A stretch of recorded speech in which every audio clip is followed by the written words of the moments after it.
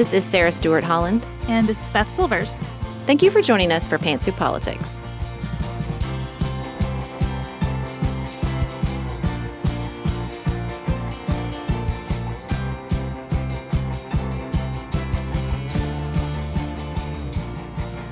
Thank you for joining us here at Pantsuit Politics, where we take a different approach to the news. Today, we are following up on stories that we have discussed last week and stories we've been talking about for a long time. We have a bunch of updates, including the arrest in the most recently classified documents case, a court ruling on Mifepristone, a drug used in abortion care, and the violence that broke out this weekend in Sudan.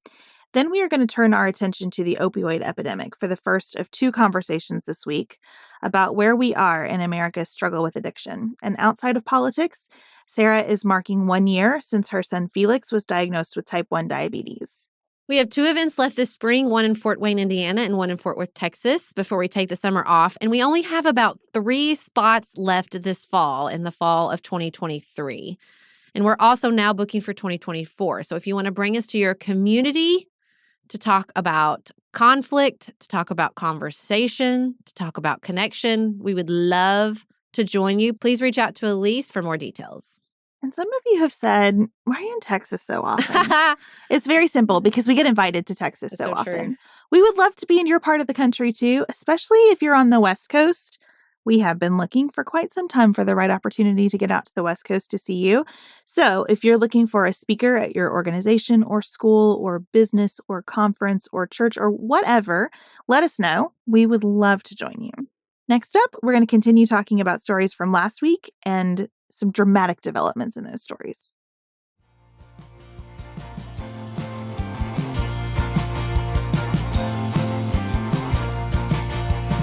It can be very easy to feel like we need to talk about brand new information every time we sit down, but I was thinking as I was looking at the stories today that everything is an outgrowth of what's come before, and that is certainly true of the top stories as we're sitting down to record. So we're going to talk about some of those both at home and abroad, starting with Sarah's spot-on prediction of who was responsible for the leak of classified information in such a bizarre and haphazard manner last week. Are you feeling really vindicated, Sarah? I am. I mean, I predicted that it was, somebody young who was trying to prove themselves. I thought that they would be more motivated by right-wing theories about Ukraine, but I guess that was kind of true too. Like, there's a lot of obsession with far right-wing racist ideology, Orthodox Catholicism. That one threw me for a little bit of a loop among Jack Teixeira and his crowd. But the youthfulness, the sort of previous experience, the sort of tech background, all of that lined up pretty closely with what I thought happened. So Teixeira is a member of the Massachusetts Air National Guard, 21 years old, has been arrested and charged, because that's usually what happens when you take classified information that doesn't belong to you. They come real fast and they're going fast, and he's going to go to jail. He is probably going to go to jail. I saw up to 15 years. And I think he's maybe not the only one, because some of the people who then disseminated this information on other channels could be subject to arrest. So a lot of people just got in a whole lot of trouble here. And it makes me sad in a way, like a 21-year-old. His life is really altered by these decisions. And it's too bad. And at the same time, I feel like there is sort of a push to say, how are we going to keep this from happening again? And I just don't know. I don't know how you deal with a system where you've got more than 1 million people with security clearances. And you do need people who are young and who are working on the IT side of things. It cannot just be that only the Joint Chiefs have access to our national secrets. So these are tough problems, and I don't envy anyone who is trying to figure out how you react to something like this. Well, now, Beth, that's not the only push. Marjorie Taylor Greene entered the chat and said that if you disagree with something the United States government is doing, well, then maybe you should leak some information. I think this tracks along with her advice around January 6th, which is y'all get arrested. How about you guys all get arrested, and I'll sit over here and milk it for as many campaign donations as I can get while you chumps get arrested. How long are people going to fall for that? Yeah. It's Marjorie Taylor Greene. It's Tucker Carlson. It's a whole class of people who have just utter contempt for all the folks whose actions they make money off of. You have said often that we shouldn't have people running the government who hate the government. Mm-hmm. And there is an argument to be made about that when it comes to policy and people who believe the government is not the right actor to dive into a certain field of policy. And I think it is important to have people in government who are skeptical of government as a solution to a lot of problems. It is another thing entirely to have someone who thinks, just do what you will. Just follow your heart, even if you are a sworn official. Just follow your heart. If you don't like it, say something. It's gross. Well, she just lives in sort of that emergency mentality, right? Like everything is justifiable because everything is a crisis. And we have real threats, mainly our fellow citizens, particularly our fellow citizens who we disagree with, who serve in positions of power. I mean, she's the one who articulates all that Civil War nonsense. So it's not surprising to me that this would be justifiable under her particular worldview. I just always hope we take these moments when she speaks like that to remind ourselves that she's not normal. As much as Kevin McCarthy would like to normalize the way she behaves, she is not a normal congresswoman. She does not belong there. She does not live up to that oath of office. And when she speaks and says these ridiculous things, it's just another brick in that wall that I hope eventually will fall on top of her. Well, I hope the people of Georgia are with you on that. Okay. Let's talk about the court system, because we also have an update there. We talked last week about these conflicting district court orders concerning the availability of Mifepristone for use in abortion care. I'm trying to be really careful to say that we're talking about Mifepristone for abortion care because it is also used under a different brand name to manage blood sugar levels for certain patients. But we're talking about its application to abortion. So we had a federal district judge in Washington say to the FDA, keep Mifepristone authorized and available under the same terms during the COVID pandemic. Do not limit access in any way. And at the same time, we had a federal district judge in Texas say, remember when you authorized this back in 1996? You were wrong. We're going to undo the whole thing. That all made its way to the Supreme Court, as we thought it would, and an order was issued over the weekend that just puts a hold on everything.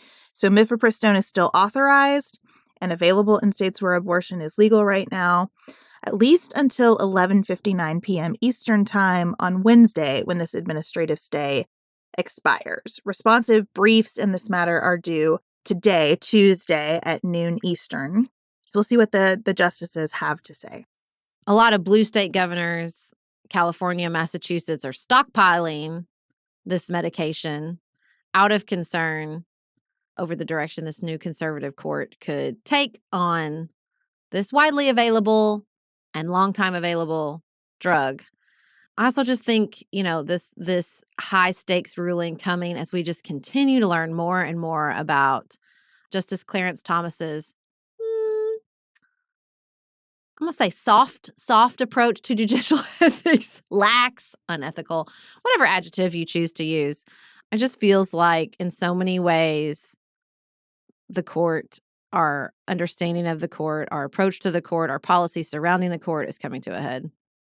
I bought a couple books over the weekend about the court and really want to spend some time thinking about how much of this is new and how much of it we're just discussing today. But for how long has our sense of faith in the justices and our sense that this court can be trusted with these kinds of decisions been as precarious as it feels now? I don't want any of that to be true, because I do not know how you do a democratic republic without an independent judiciary and a Supreme Court that is empowered to weigh in on massive questions of rights.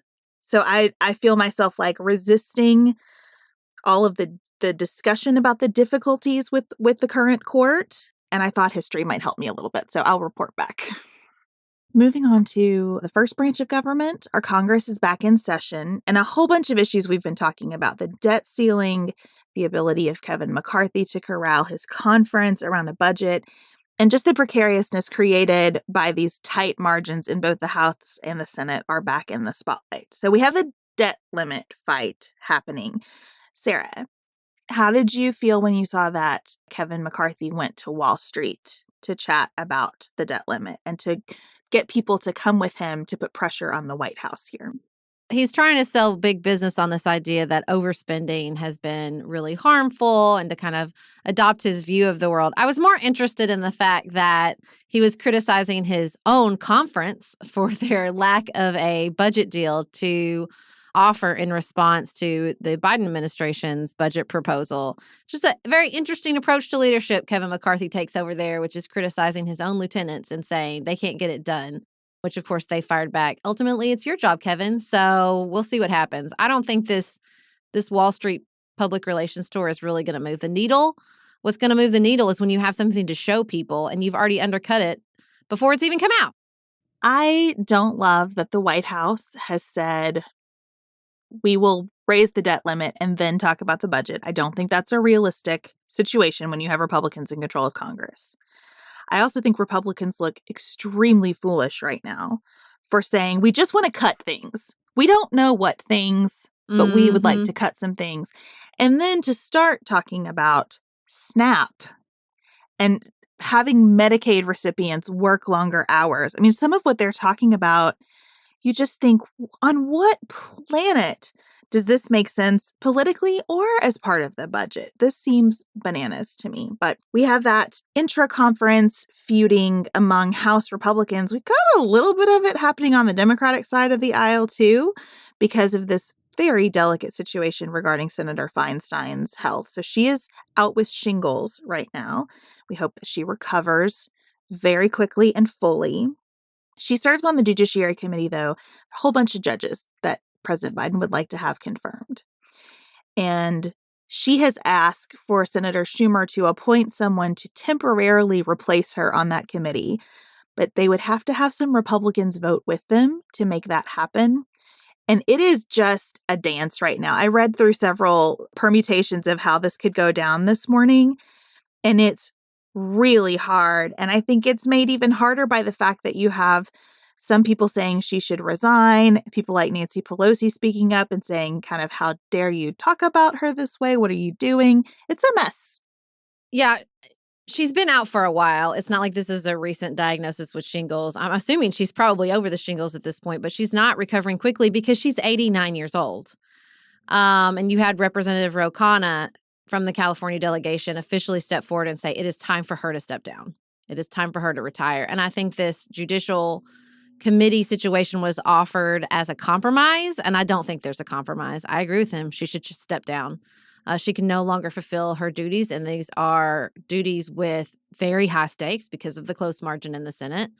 And I think it's time for her to step down. Now, that's going to really complicate this primary because Governor Newsom will have to appoint a replacement. And then what does that mean when you have such a contested primary? So, I mean, it is an extremely difficult situation that I wish we could have avoided and could go back in time and she could have just not run again, but that's not where we're at. So if I were Senator Schumer, I would be practically begging Nancy Pelosi to help me out here because I do feel like Pelosi is probably the right person to try to negotiate something that could happen here. Some gracious exit for Senator Feinstein, some triangulation of that race with the needs of the Senate currently.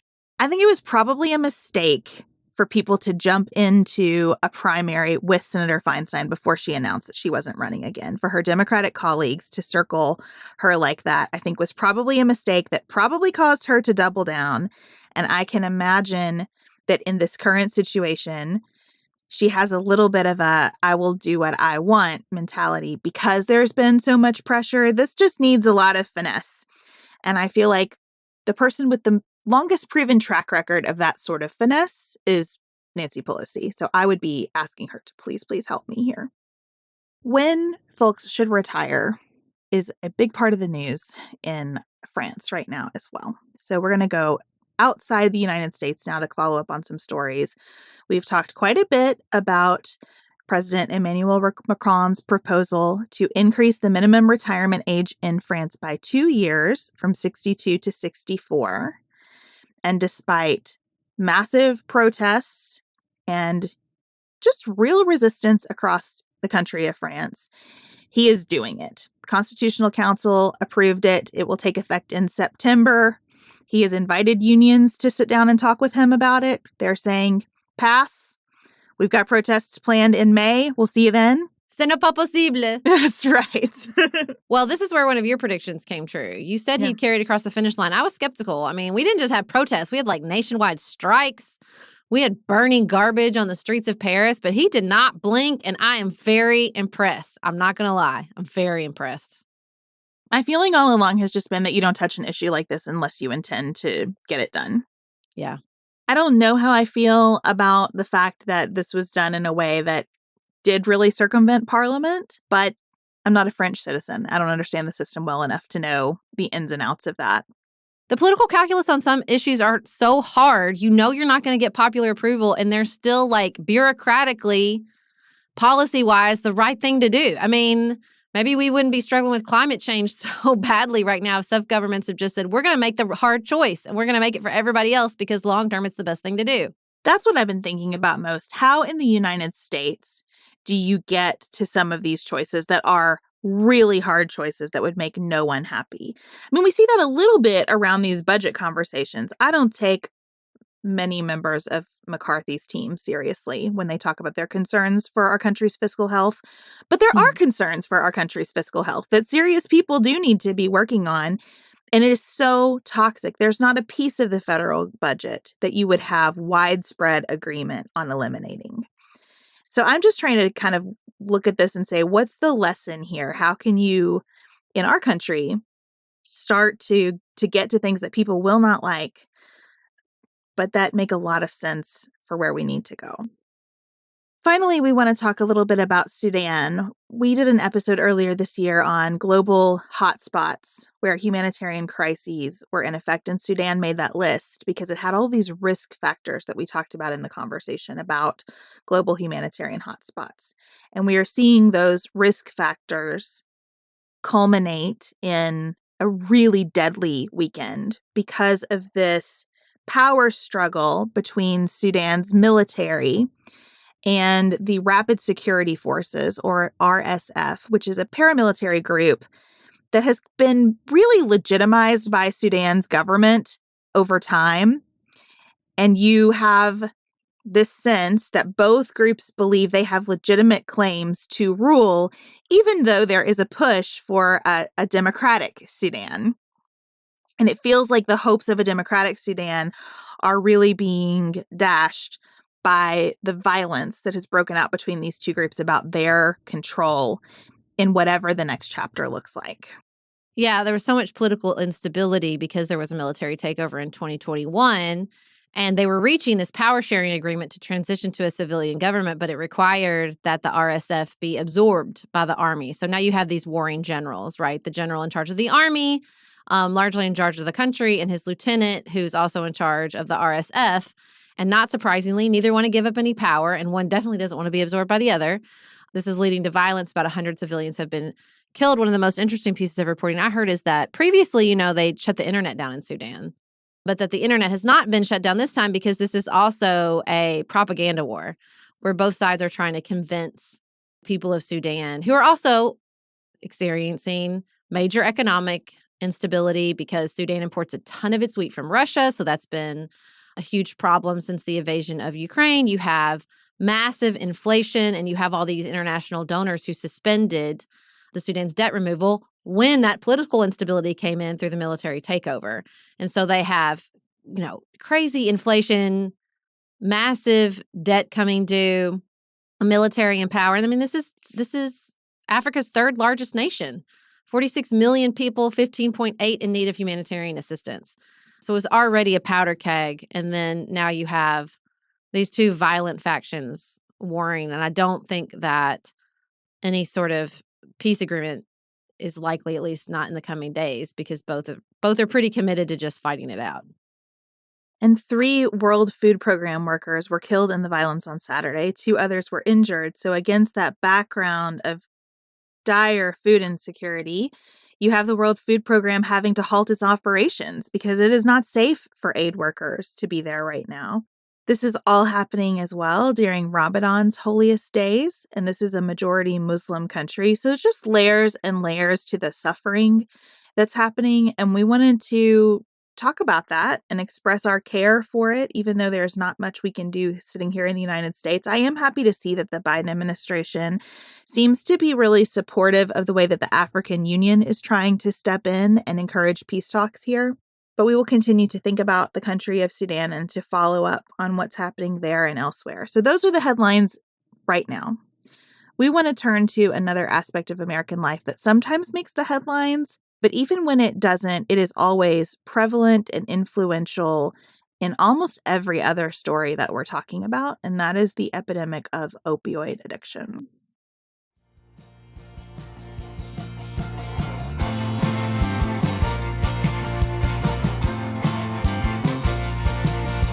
Sarah, we went to school at the time of Just Say No and the DARE program. So we heard a lot about the war on drugs growing up. And I think we understood even then that drug addiction is complicated, much more complicated than Just Say No would indicate. But the complexity surrounding the opioid epidemic is something that does feel pretty new to me. The fact that we have addiction beginning with injuries and illnesses and spiraling from there, the fact that many people have overdosed from drugs that they got at a Walgreens or a CVS, written by a doctor. So it's a very different situation. We have this class of drugs, many of which are needed for some of the hardest moments of our lives, and which are also highly addictive and are coming increasingly in forms that it feels almost hopeless to tell someone just say no to. And so we wanted to start that conversation today. We'll continue discussing it on Friday. Well, I think what's so difficult is that we've had so many drug crises, right? Like the 80s came about from the crack epidemic, right? We had scares about marijuana. Like you can go back to the early 1900s with opium, right? You have experts saying, well, this is the worst drug. This is the one that's going to take everybody out. This is going to lead to all the addiction. The addiction is already spiraling out of control. And if you say it every time, it just loses its impact. When I went to Congress as an intern in the summer of 2004, I believe, I did like a big old binder of information on methamphetamines and how that was rocking communities. And that was feeling like this new thing we hadn't seen before. And I do think that to a certain extent, what we saw sort of at the end of the 20th century, the beginning of the 20th century, I heard an expert describe it as a shift from organic compounds, marijuana, cocaine, even heroin, to synthetic compounds, things that people could make themselves. That's what was so scary about meth at the beginning, right? You had heard about the meth kitchens and how dangerous they were. And now you have these, synthetic opioids that you can mix in with everything else. And so it's like, this feels like a new stage, but because we were so alarmist about previous stage, it was hard to distinguish it at first. But, when we graduated from high school, there were about 20,000 drug overdose deaths in America a year. And now there are over 100,000 a year. 1 million people in the U.S. have died of opioid overdoses since the 1990s. So it is different. And it is showing up not just in statistics, but in all of our lives, in our communities. And I think it's just hard to constantly be calibrating to this increasingly devastating crisis. It's not to downplay the tragedy that accompanied a lot of those other drugs. I mean, meth labs were really harmful to a lot of people and really devastating to a lot of communities. The scale of this is greater. It just is. And it is so much more complex because of the way that the healthcare system intersects with the political system. The profit motive intersects with the need to provide patient care.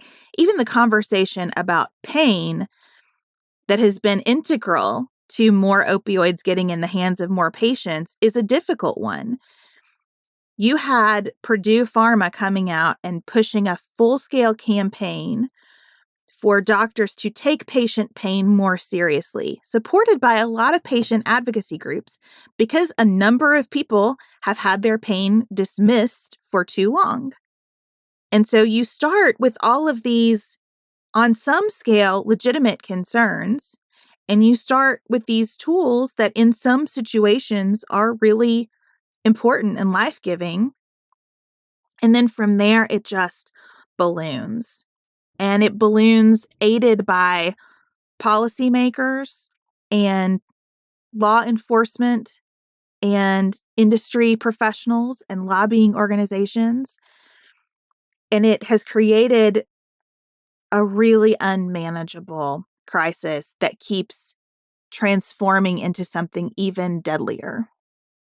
Yeah, I think the phase one of this opioid crisis was definitely prescription drugs.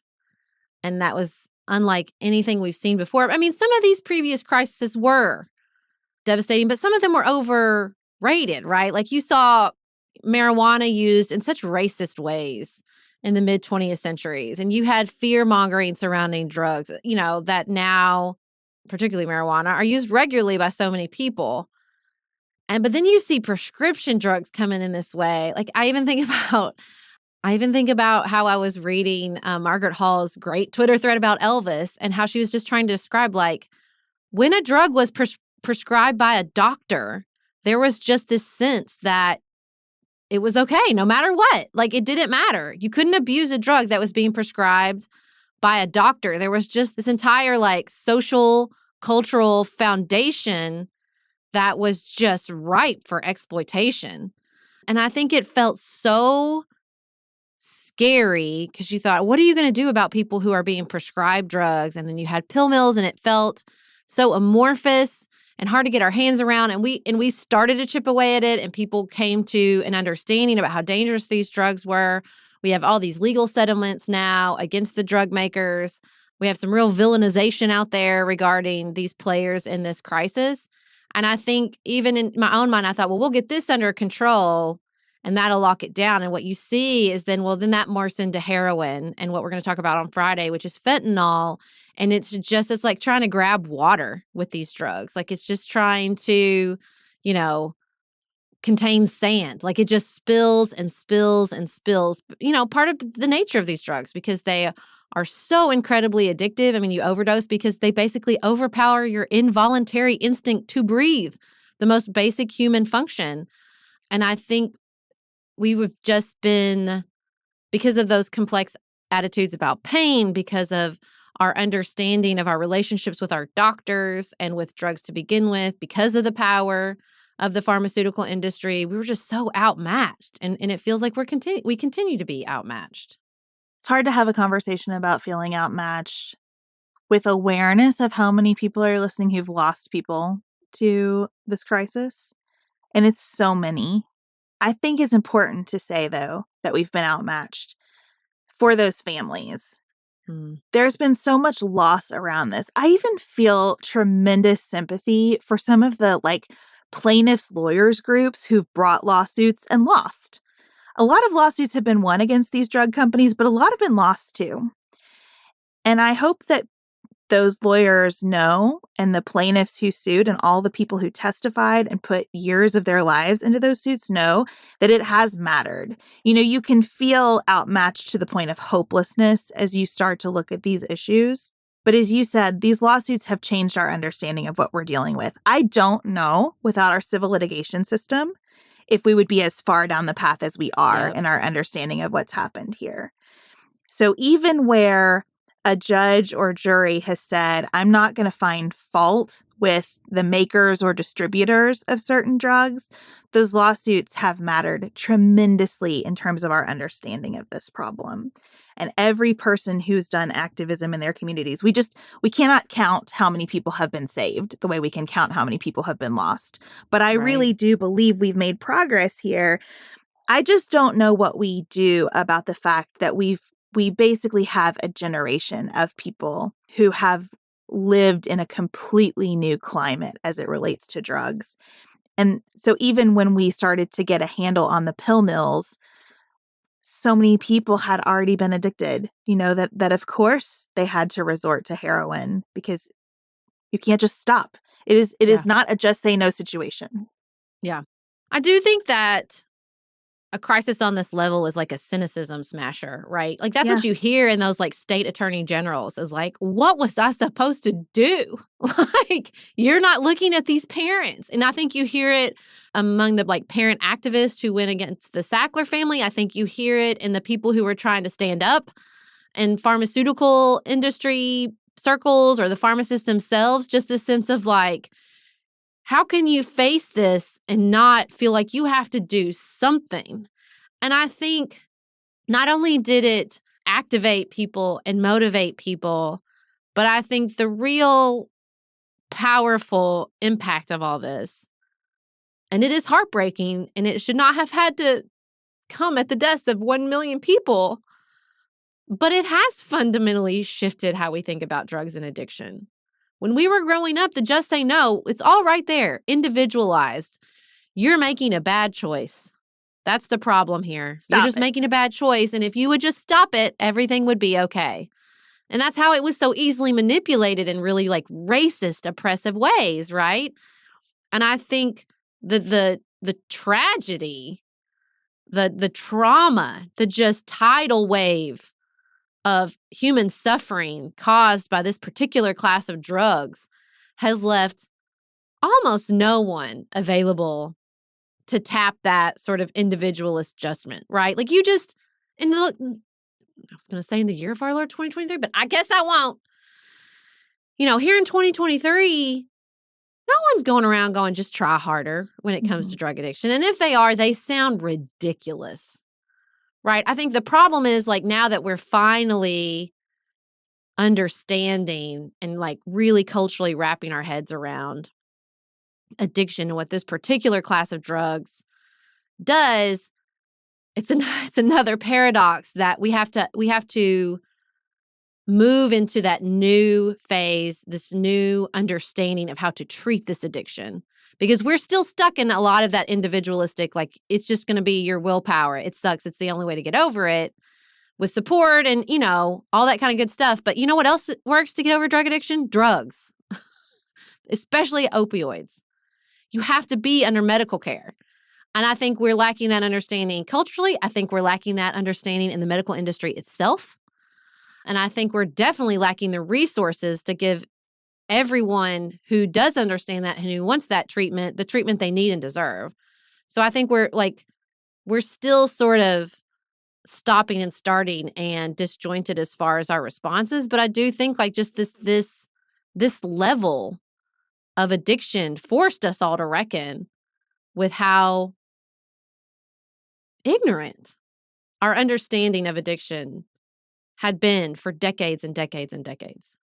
And in some senses, when you try to do lessons learned here, you can make an argument for greater fragmentation of things. You know, some of this happened because our pharmaceutical industry is highly consolidated. There are 3 major distributors who control 95% of the flow of pharmaceuticals in our country. Some of it is because our industry associations, for all the good work they do, can also apply tremendous pressure on members of Congress, who can then turn around and apply tremendous pressure on, for example, the Drug Enforcement Agency and the Food and Drug Administration. And you can have people in law enforcement jumping up and down and saying what's happening out there is criminal, it's wrong, it's killing people, we have to stop it. And the answer becomes we'll lose our funding if we go after these companies. So in some ways you look at it and you think we need to tear down these relationships and this system. And on the other hand, what does the treatment side call for? I'm aware of some situations where people have been in the throes of addiction and seeking help and unable to get the care they need because their driver's license is from a different state than the state they're in when they're ready to seek that help. There are too few beds. There are insurance obstacles. There are just scores of financial obstacles.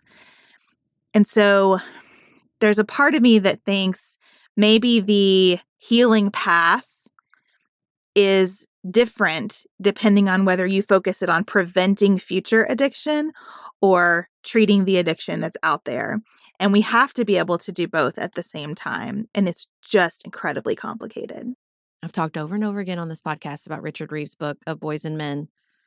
And I recorded a conversation with him for our show this summer that I can't wait to share. But he really convicted me during that conversation about how important it is to pay attention to gender imbalances and all kinds of statistics, but particularly public health. And so I don't want this conversation to end without pointing out that 7 out of 10 preventable opioid overdose death victims are male. And I think that gets to the complexity of what you were talking about, like moving forward and thinking through this. Like we talk about it at a really high level, but it breaks out so differently community to community. It breaks out so differently demographically. We're going to get into some of the racial differences on Friday's show. And Beth got us started with a fantastic More to Say you should listen to before that. But I think something is happening when 7 out of the 10 deaths are male. And I think that's going to have to be included in the conversation and a really important component of whatever we do, not only about treating current addictions, but preventing future addictions. We're going to continue that conversation on Friday. And it won't be the last time we talk about this because anything that causes 100,000 people a year to die affects our economy, our families, our workplaces, the way that children are growing up. I mean, there isn't a part of American life that is unaffected by this epidemic. And so we are going to continue to talk about this on Friday and probably well into the future. And we welcome, to the extent that you would like to share them, your stories. We know many of you have them. And so you are always welcome to reach out to us at hello@pantsuitpoliticsshow.com because you are very influential parts of this conversation. Up next, Sarah is going to reflect on Felix's 1-year anniversary of being diagnosed with type 1 diabetes.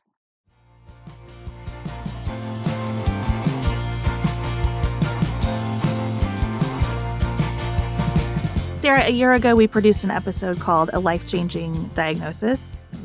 And here we are another year later. And I know it's been a really intense year for you and your family. So I'm wondering what your reflections are. Yes, last year after spring break, Felix was diagnosed with type 1 diabetes. Fun fact, a lot of people diagnose their kids over vacations. They call it sometimes the Disney diagnosis because they're just going to the bathroom all the time. You're like, why are you going to the bathroom all the time? And you don't see that when they're at school. And then when you have them sort of all to yourself, you notice what a very undramatic diagnosis, which I'm still very grateful for. And I think put us on the road to a easier and faster integration of this new diagnosis into our lives. But it's still been hard. It's a shitty disease, man. It's not 1 star. Do not recommend.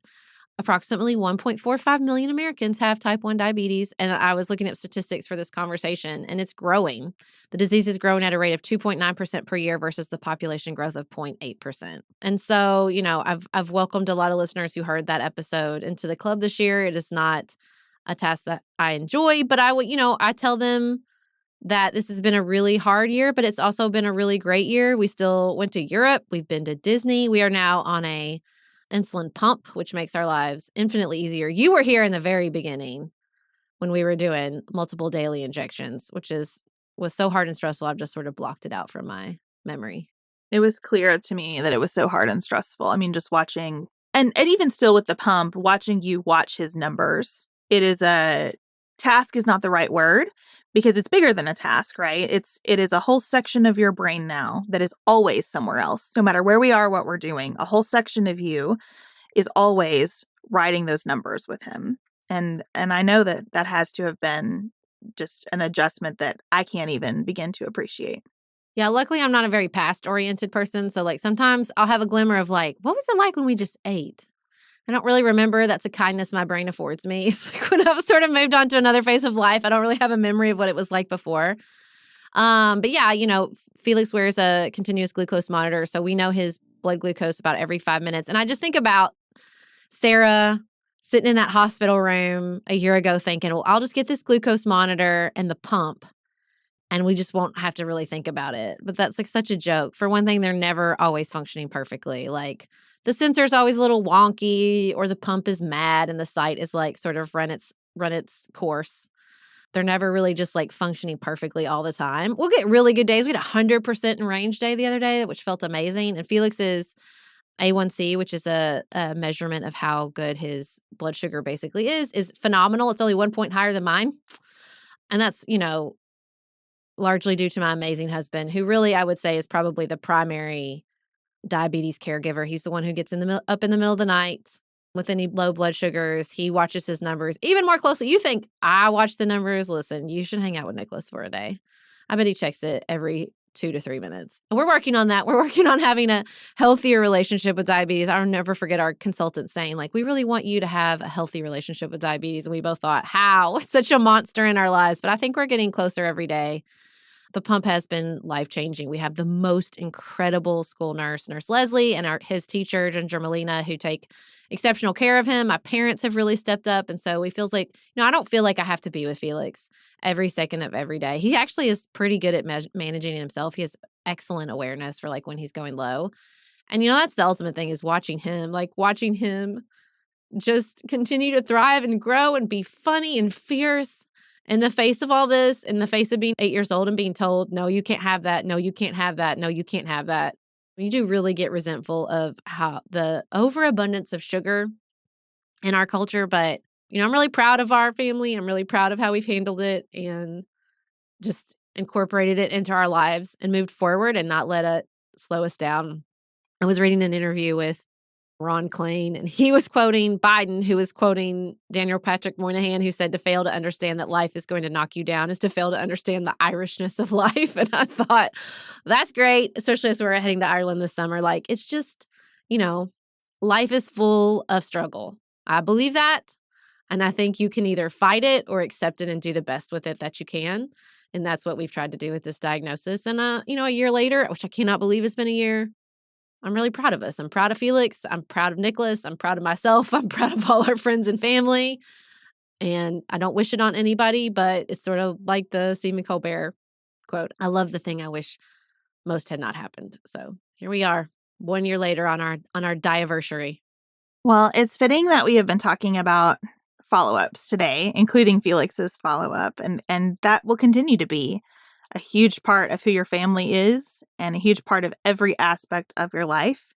And so we want to talk before we go about one more event that has reverberated broadly and for decades now.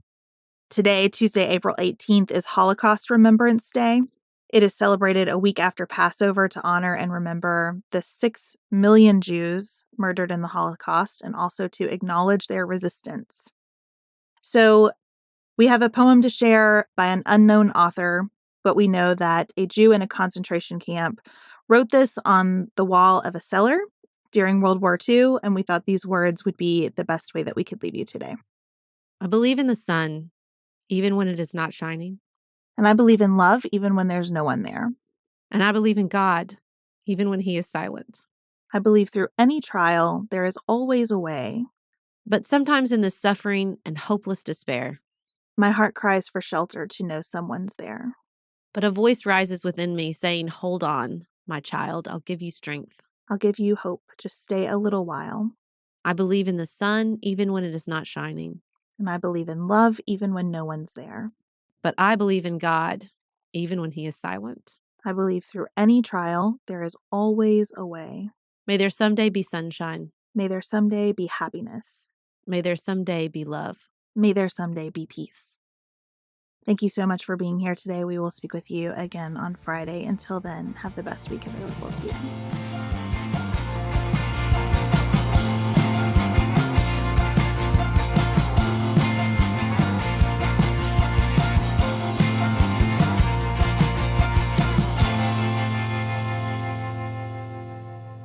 Pantsuit Politics is produced by Studio D Podcast Production. Elise Knapp is our managing director. Maggie Penton is our community engagement manager. Dante Lima is the composer and performer of our theme music. Our show is listener-supported. Special thanks to our executive producers. Martha Brunitsky. Allie Edwards. Janice Elliott. Sarah Greenup. Julie Haller. Helen Handley. Tiffany Hassler. Emily Holiday. Katie Johnson. Katina Zuganellis-Kasling. Barry Kaufman. Molly Kors. Catherine Vollmer. Lori Ladow. Lily McClure. Linda Daniel. Emily Neasley. The Hutchins. Tawny Peterson. Tracy Putoff. Sarah Ralph. Jeremy Sequoia. Katie Steigers. Karen True. Annika Uvaline. Nick and Elisa Valelli. Amy Whited. Emily Helen Olson. Lee Shea McDonough. Morgan McHugh. Danny Osmond, Jeff Davis, Melinda Johnston, Michelle Wood, Joshua Allen,